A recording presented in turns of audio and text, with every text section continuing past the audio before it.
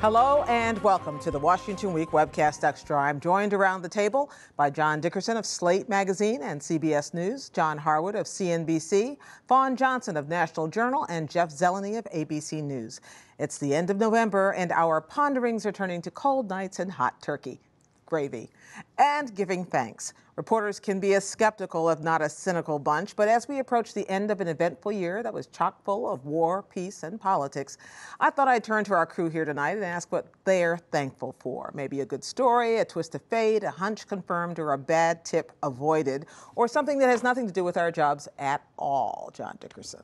Oh, well, you're starting with me. Yes, I am. I'm sure there are things in the professional world that I should be thankful for, but in election years, what happens is you're on the road so much that Thanksgiving comes after the elections are over, and you're finally back at home where, for more than just to change your suitcase. And so the thing that it'd be impossible not to be thankful for the family that's there when you're, haven't had any sleep. You need to rush in and out, and you're just kind of short. And they go, "Mommy, who is that man?" And yes, exactly. So it's the boring Thanksgiving family reason. I think I actually hit a soft spot when I said that "Mommy, who is that man?" part. Or worse, if the kids say, "Never mind." It's worse. Worse if I'm saying it. It is worse. It is worse. What do you think, Fawn?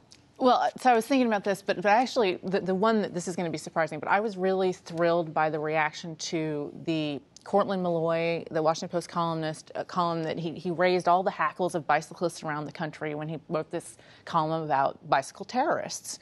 And I ride a bike often, so I was among them, but I also cover transportation. So I was very interested on a professional level as well. And then the fallout from that started to be stories about bicycle ambassadors in Washington, D.C. And in fact, there are these networks of bicycle ambassadors all over the country. So that made me start to think a little bit about how I behave on a bike, and I realized that maybe I'm not so nice.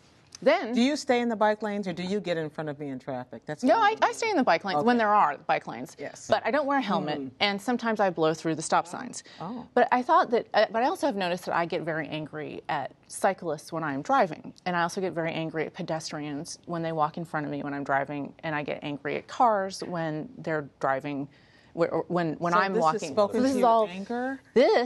It turns out it's all about civility. It's about civility on the roads, and it's about how we live as urban, residents. And as it turns out, the transportation department is doing the same thing. So I learned just last week did you know that 70% of the pedestrian crashes that happen with cars happen outside of a crosswalk?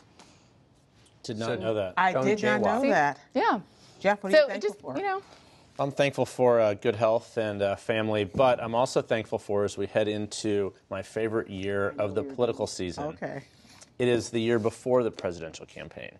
I think any year right before, if it's 2003, we saw the rise of Howard Dean on the Democratic side. 2007, we saw the surprising rise of Barack Obama. So 2015, we do not know who is going to be the storyline. And it is my favorite thing as a political reporter. Before it all gets... Before it all, because the actual presidential year is much more formulaic and decided. So I think the best year of a cycle as a political reporter is the one right before. So this is my fifth presidential campaign, and I'll be very excited to see who we're talking about here a year from now. Look at you get younger every year. Except the gray. Yeah, except for that. Which I color in. But John, I thank you for sharing. I agree with Jeff's assessment and also John's about the post-election blessings that you have. I would say two things. One, in terms of the country, I'm thankful that for all the problems we have, all the political fighting we have, all of the mess and dysfunction in Washington, we still have an economy that is the envy of industrial countries around the world, which means that the average person, while they're not moving ahead, they're not suffering in the same way that many, many millions of people are in the rest of the world. And then beyond that, I'm thankful that I've got 16 people coming to my house for Thanksgiving dinner, and I'm going to put on a meal for them, and it's going to be great. And they'll all live to talk about the next day. Exactly. I am thankful for the fact that I'm here, my 15th year here at Washington Week, shockingly, and that every year gets to be more fun, more interesting, more engaging, trying to explain what's happening in Washington to people. It also helps me to get out of Washington and to do things I had an opportunity to do this year, like go to Ferguson and have a town hall meeting and actually talk to the people involved in the discussions and the debates, not just to the politicians who get on their soapboxes and rant about it. So every time I get to do that, I feel excited and I feel reinvigorated, actually talking to real voters and real people whose lives are affected by the things we talk about around the table every Friday night. So I feel like somehow what we're doing is worthwhile when I try that out. And I also want to thank those of you out there watching this webcast, because we've done a lot more with it. We hope that you're engaged and you tell your friends and you send it out in podcasts and stroll the beach and listen to us, because we always have more to say. While you're online, check out my take this week on how sometimes when something walks and talks like a duck, it's only a lame duck. That's good. And we'll see you next time on the Washington Week Webcast Extra.